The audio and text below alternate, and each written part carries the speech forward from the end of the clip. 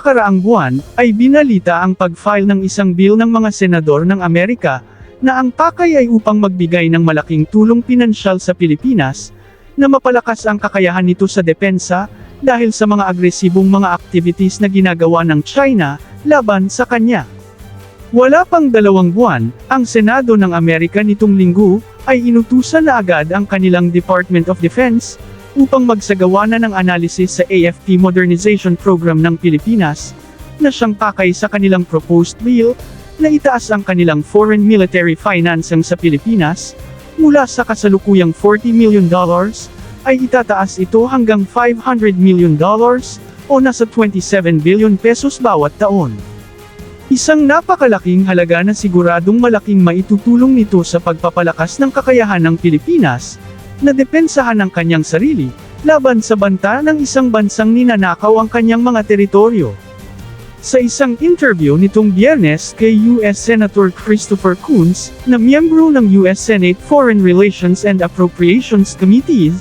na ang gagawing analysis ng Department of Defense, ay bahagi ng proseso ng nasabing bill, at wala siyang nakitang balakid sa pagpasa ng nasabing bill, dahil nagpakita umano ng malakas na suporta sa pagpapalakas sa kakayahan sa pagtatanggol ng hukbong sandatahan ng Pilipinas, ang dalawang partido politika ng Amerika, ang Democrats at Republicans. Ayon kay Senator Coons, hinihintay nila ang resulta sa analysis ng Department of Defense, kung anong mga weapon system ang kailangan ng Pilipinas, ano ang pwedeng bilhin, ano ang timeline sa pagbili, kung kailan ito bibilhin, at kung may kakayahan ang Pilipinas na ma-maintain at ma-sustain ito at ma-operate ng may mataas na kasanayan, upang masiguro na ito ay lubusang magagamit ng Pilipinas, at hindi masasayang lamang. Ito ay nangangahulugang ang Department of Defense ng Amerika ngayon, ay kasalukuyang masinsinang nakipag-usap sa ating Department of National Defense, upang maplano at makita ang mga kinakailangang kagamitan ng Pilipinas, na pwedeng bilhin ng Amerika para sa kanya. Dagdag pa ng senador, na kung sakaling matapos na ang analysis ng kanilang Department of Defense, ay dito nila malalaman kung pwede nga bang magbigay ng $500 million bawat taon sa Pilipinas. Tulad ng batas ng ating bansa, ang bawat perang ilalabas ng kanilang gobyerno, ay kailangang naka-breakdown na ang mga kagamitang bibilhin, kaya ang analysis ng kanilang mismong Department of Defense, ay ang siyang basehan ng garantiya, na may paggagamitan nga ang $500 million na ito. Hindi umano pwedeng bibilhan ng Amerika ang Pilipinas ng isang kagamitan, na makatiwangwang ng ilang taon, dahil nagsasanay pa ang mga Pilipinong sundalo sa paggamit nito. Malinaw kasi na nakasaad sa batas ng Amerika, na anumang kagamitan na kanilang ibigay sa isang bansa, ay kailangang lubusan itong nagagamit, at nasisiguro ang sustainability at maintenance nito. Sa ating palagay, ang mga pangunahing kagamitan na kailangan ng Pilipinas sa ngayon, ay halos alam na nilang gamitin at paano ito i-maintain. Dahil sa mga kaliwat ka ng mga training at expertise exchange exercise nitong nakaraang mga balikatan exercise. At iba pang mga training exercise ng Pilipinas at Amerika na bahagi ng Visiting Forces Agreement at Enhanced Defense Cooperation Agreement.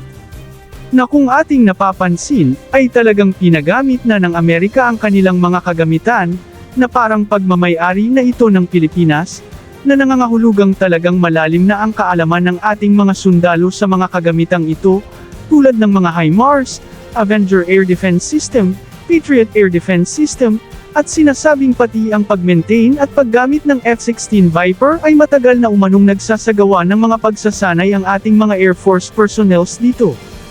Ang pagpapadala ng mga sundalo ng Pilipinas sa Amerika, para sa mga training at pag-aaral sa paggamit, pag-maintain, at pag-repair ng mga weapon system at mga eroplano, ay matagal nang nangyayari sa pagitan ng dalawang bansa, at sinasabing may karamihan na rin umano ang mga nakatapos na ng kanilang mga training at pag-aaral doon.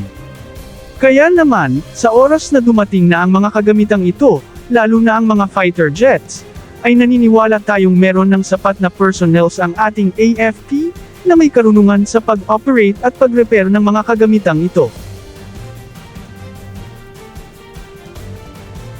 Walang duda na mismong Department of Defense ng Amerika ay malaki rin ang kagustuhan na mapalakas ang kakayahan ng Pilipinas upang magkaroon ng parehong maasahang puwersa ang magkaalyadong bansa para sa isang malakas na pinagsanib na puwersa na hindi natin masasabi kung kailan mangyayari ang actual at totoong pagsasanib. Sa katunayan, ay palaging binabanggit ng mga mataas na opisyal ng Department of Defense ng Amerika na hangad nila ang matagumpay na AFP modernization program ng Pilipinas, at gusto nilang matulungan ito.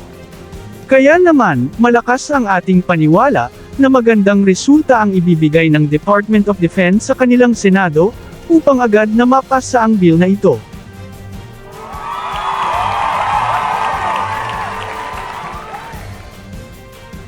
Ayon kay Senator Coons, bagamat nakita nilang sigurado ang pagpasa ng bill na ito, ngunit kailangan pa rin nilang approve bilang bahagi ng proseso na pwedeng-pwede magbigay ng $500 million bawat taon sa Pilipinas.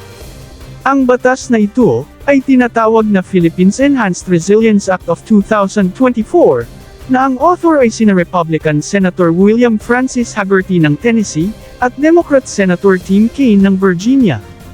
Nakakatuwa na ang bill na ito ay na-file nito lamang April 10, ngunit halos 2 buwan lamang ay gumugulong na ito, at inaasahang bago magsagawa ng budget deliberation ang kanilang gobyerno para sa susunod na taong 2025, ay kailangang maipasa na ang batas na ito, upang agad na maisama ang budget para sa fiscal year 2025.